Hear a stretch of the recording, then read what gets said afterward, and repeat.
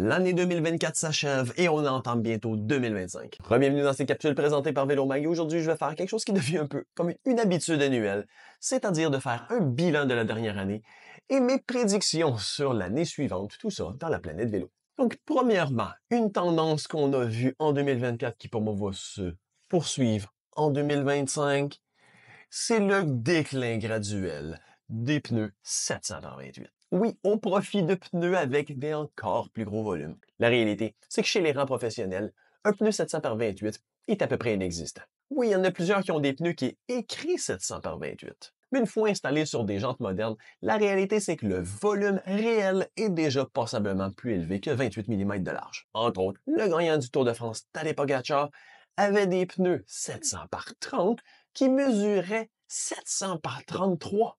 Et c'est rendu pratiquement la norme. Donc non, on peut absolument pas dire que des pneus plus étroits sont plus performants, loin de là. Et les professionnels sont probablement ceux qui bénéficient le plus de pneus plus étroits.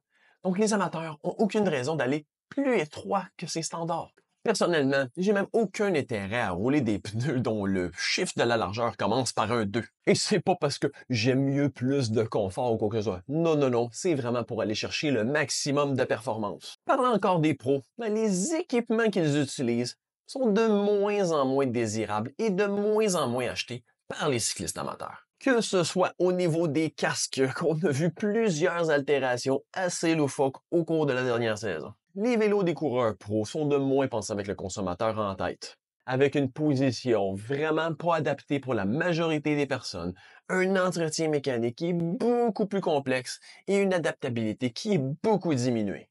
Pour moi, c'est une bonne chose parce qu'honnêtement, à travers les années, il y a encore beaucoup trop de gens qui s'achètent des vélos pensés et designés pour les coureurs pros. Est-ce qu'on ne serait pas rendu au point qu'on devrait peut-être remettre en cause l'idée que les vélos des coureurs pros doivent absolument être disponibles commercialement pour le cycliste commun? Parce qu'encore là, ça amène souvent beaucoup de personnes à acheter ces produits-là qui sont pas adaptés. Si on reste chez les cyclistes professionnels, quelque chose qui a beaucoup fait couler d'encre, c'est la prestation de Tadej Pogačar au Tour de France. Ayant battu certains retards de grimpe qui dataient de Marco Pantani, évidemment, plusieurs soupçons à son égard ont ressorti. Ce qu'on peut dire qui est prévisible par rapport au passé assez douteux du cycliste professionnel. Mais bien que mon opinion soit probablement très peu populaire, pour moi, c'est très étonnant que ces records-là aient perduré aussi longtemps. Parce que purement d'un point de vue équipement et position et aérodynamisme, les modélisations ont été faites.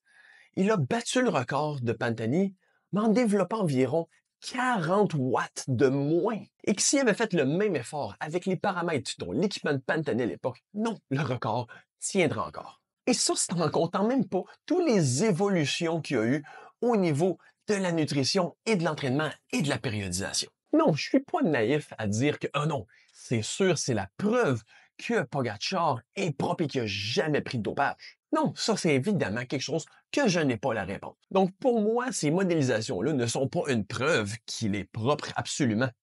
Mais c'est pas non plus une preuve qu'il est dopé. La réalité, c'est qu'un Pantani dopé comme à l'époque avec les paramètres et l'équipement d'aujourd'hui ferait peut-être paraître Pogačar comme un junior. Et je comprends que c'est un peu la tradition que chaque vainqueur du Tour de France va par défaut venir avec des accusations de dopage. Mais malgré tout, si j'ai une prédiction 2025 à faire, c'est que le gagnant du Tour de France 2025 sera accusé de dopage par le grand public et les journalistes. Ensuite, si on regarde comment se porte l'industrie du vélo à l'heure actuelle. Bon, après le boom de la pandémie et la chute drastique des dernières années, l'industrie du vélo est encore pas sortie du bois, mais les opportunités semblent là. 2024 risque pour les détaillants d'être encore quelque chose de difficile avec des marges assez minces. Ce qui est encourageant dans sa globalité, c'est que, au moins, même si les ventes sont en déclin, la participation au sport du cycliste demeure très élevée. Et que même si le côté de la vente au détail est à la baisse et un peu tire de la patte,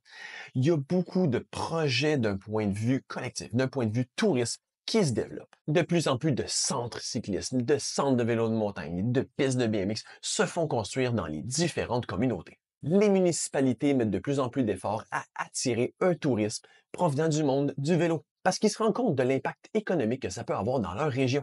Et on continue à voir une augmentation du vélo comme mode de transport pour remplacer la voiture. Mais si on revient aux boutiques, c'est toujours très complexe parce qu'on va être honnête, avec les années, la qualité du service est en perpétuel déclin. La boutique de vélo traditionnelle est de plus en plus vulnérable à l'intégration verticale et au commerce en ligne. Il va falloir que les boutiques retournent à un concept qui va être beaucoup plus basé sur l'expertise et l'aspect communautaire de développer une communauté cycliste locale forte et énergisante. Évidemment, c'est plus facile à dire qu'à faire, mais c'est crucial. Et ça, c'est peut-être pas exactement une prédiction pour 2025, mais un souhait. Et une autre prédiction que je vais vous faire, c'est que vraiment 2025 va être encore rempli de plein de contenu sur cette chaîne. Alors, je vous souhaite une bonne année remplie de kilomètres sur la route. D'ici là, je vous dis bonne année.